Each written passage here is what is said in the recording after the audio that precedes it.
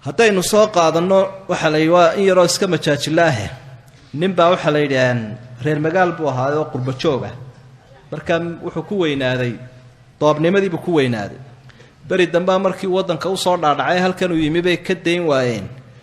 waar iska guurso waar hebelow waar guurso waa kuwan odayaashii islaamiya aad bay ugu badiyaan daayartiya doobabka iyo gashaantibaha markii dambe uu kharashkaygu ma badnee ma iga daysaa hal arsaaqadeeday wadataay guursada ku yiraahdo arsaaqadeeda ayay wadataay iska guurso ishadii dambe uu guursadayo 7 cisho ayaa cisho walba biilku miiska saaraa oo uu keenaa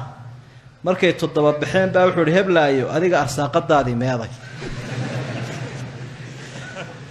lawaati la igu yiraahdo arsaaqadeeda ay wadataa 7 cisho ana keenay adiga arsaaqadaadii horta xagay jirtaa ma fahmin baytay waxaad ku hadlayso ragum baa biilka lagu ogaayay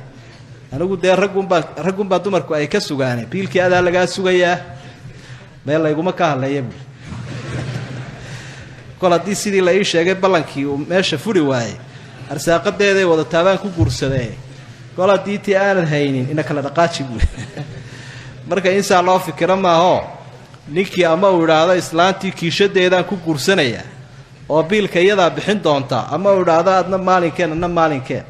waxa weey ilaahay rag uu soo dhiibaya subhanahu wa ta'ala ubadkiya oorida arsaaqadoodiina isaga baa loo soo dhiibaya marka waa in